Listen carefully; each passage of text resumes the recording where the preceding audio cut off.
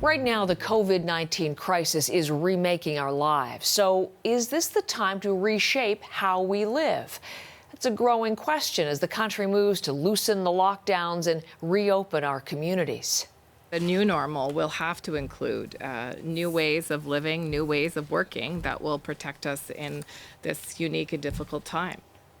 As the empty streets we saw at the height of the crisis fill with people again, we're getting an idea of what the new normal will require: more space on sidewalks for the tens of thousands of people who work in city cores, in front of stores and businesses for lineups, and in places like parks so we can make the most of the always too short Canadian spring and summer. Room to spread out, essentially, so we can keep our distances and help ensure the virus doesn't make a resurgence when restrictions end. How will we transform our big cities and small towns for that new reality? Chris Brown starts us off this morning with a look at what some places are already doing. In the Baltic nation of Lithuania, they're reimagining their capital for a physically distanced world, turning much of Vilnius into a big outdoor cafe, far beyond just putting people on patios, but taking over public spaces. It was just a square, and now we dedicated this square as well for open-air cafes, and I'm pretty sure that it will be full of tables, keeping up the right physical distance as required. Restaurant manager Imantas Lampinkas acknowledges being outdoors won't appeal to all of his customers, but probably just enough to keep his business going. We're keeping the distance between the tables, staff are wearing the masks and the gloves, using sanitizing the tables every single minute. If people are to get extra distance between them, Vancouver urban planner Brent Todderan says reconfiguring streets to find that extra space will be essential. More space outside on streets and sidewalks. The sidewalks won't even be enough. We're going to need to think about closing streets, using lanes, reusing space that has been used for other things. Milan, one of the first big cities in Europe to shut down, is now reconfiguring its roads.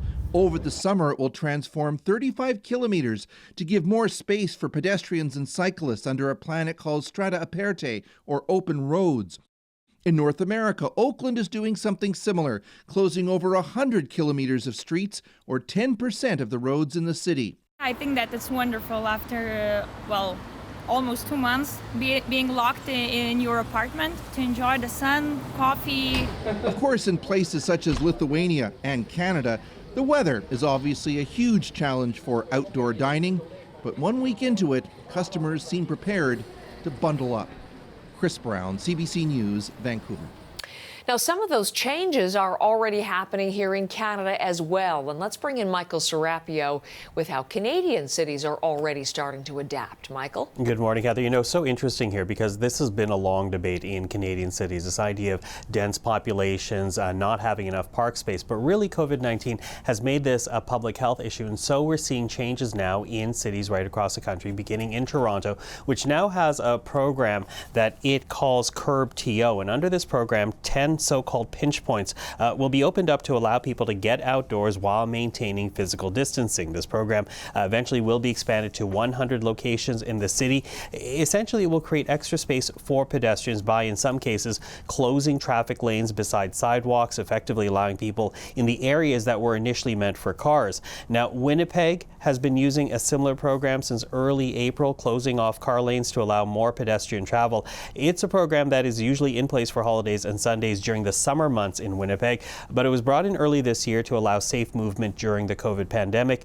5 more streets will be added. They'll be in place until the end of the month, and this is also, we have to point out, the first week of what's been dubbed family-friendly zones in Montreal, the Plateau Mount Royal borough being the first to have streets shut down near parks and sidewalks that are normally busy for pedestrian use. The city also announcing that more of these family-friendly zones are to come, so some new adaptations as again, out of public health concerns, cities are now responding to COVID-19 as people really start going out more often. And more cities doing so. Winnipeg, I know you're going to be bringing us more on what other cities' approaches are too over the course of the morning. But one city in particular, Michael, is talking about making changes permanently. What does Vancouver have in mind? Yeah, and you'll recall that Vancouver shut down Stanley Park to just about all vehicular traffic earlier on. It also shut down Beach Road along English Bay. And as a result, people have been going out. They've been using it. They've had exclusive use of these areas. It's been proving to be very successful, so much so that the city is talking about expanding it to other parts of Vancouver.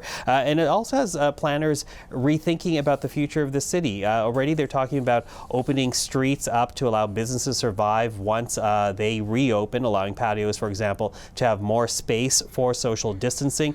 But what if working from home becomes more permanent? Do they really need all these lanes of traffic for commuters that are no longer going down these streets? Does that create the opportunity for more green space? So that is a debate that's been ongoing in Vancouver for quite some time. But in the era of COVID-19, that debate is getting louder, and those that are pushing for it are certainly seeing the arguments succeeding currently with the current policies, Heather. Michael, thank you very much. You're welcome. Michael Serapio.